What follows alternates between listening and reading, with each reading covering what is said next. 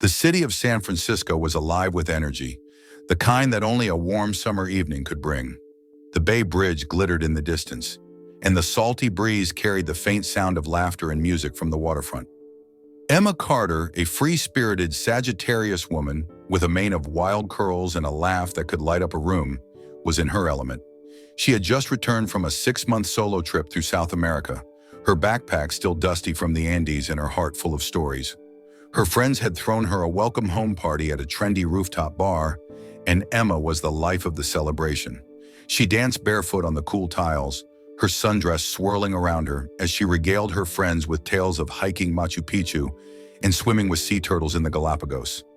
But as the night wore on, she found herself drawn to the quiet man sitting alone at the corner table.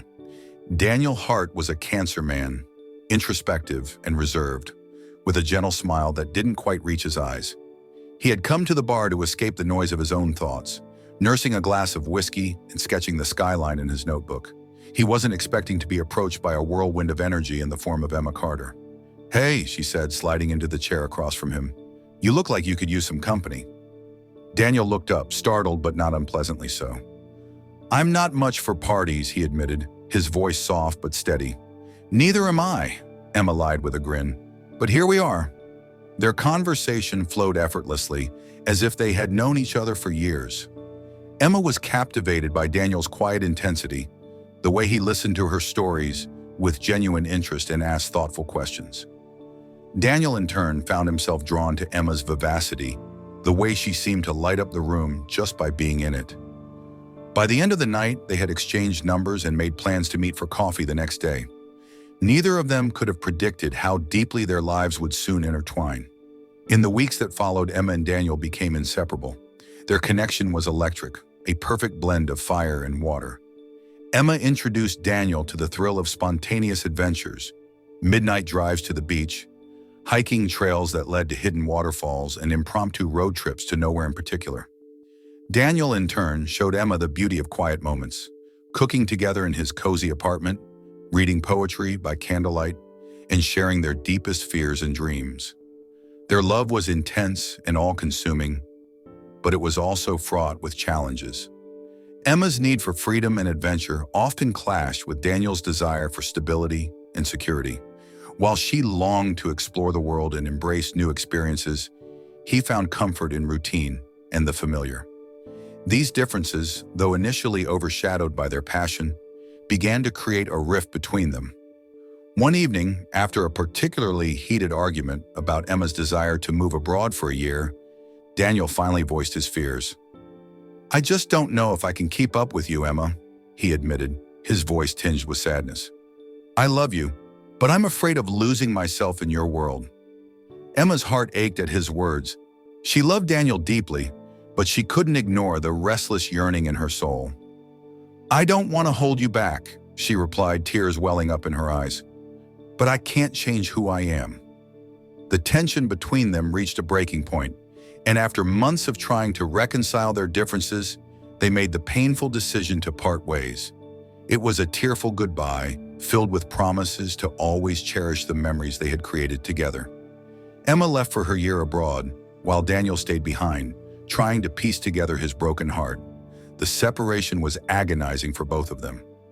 Emma threw herself into her adventures, seeking solace in the beauty of new landscapes and cultures. But no matter how far she traveled, she couldn't escape the lingering ache of Daniel's absence. Daniel, on the other hand, found himself retreating further into his shell, struggling to move on from the love he had lost. Years passed, and life went on. Emma eventually returned to San Francisco, her spirit tempered by the experiences she had gained. She had grown and evolved, but deep down, she was still the same adventurous soul who had captured Daniel's heart.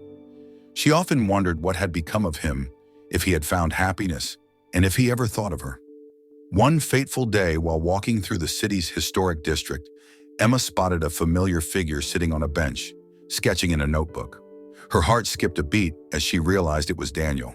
He looked older, more mature, but his eyes still held the same gentle warmth she had fallen in love with. "Daniel?" she called out, her voice trembling with emotion. He looked up, his eyes widening in surprise. "Emma, is that really you?" They stood there for a moment, staring at each other as if seeing a ghost from the past. Then, without a word, they embraced, the years of separation melting away in an instant. Over the next few weeks, Emma and Daniel spent countless hours catching up on each other's lives. They laughed, they cried, and they rediscovered the connection that had once bound them so tightly. But beneath the surface, there was an undercurrent of unresolved pain and longing. Emma could sense that Daniel had changed too. He had become more open to new experiences, more willing to step out of his comfort zone. Yet there was still a part of him that clung to the safety of the familiar. She wondered if they could ever truly bridge the gap between them, or if the past was too painful to fix. One evening, as they sat on the same rooftop where they had first met, Emma finally broached the subject that had been weighing on her heart. "Do you ever think about what could have been?" she asked, her voice barely above a whisper. Daniel sighed, his gaze fixed on the city lights below. "Every day," he admitted, "but I also know that we were different people back then. We've both grown so much." Emma nodded, tears streaming down her face. "I don't want to lose you again, Daniel, but I also don't want to lose myself." Daniel reached out and took her hand, his touch sending a shiver down her spine. "Maybe we don't have to choose," he said softly. "Maybe we can find a way to be together without sacrificing who we are." Their journey to reconciliation was not easy. There were moments of doubt, fear, and heartache.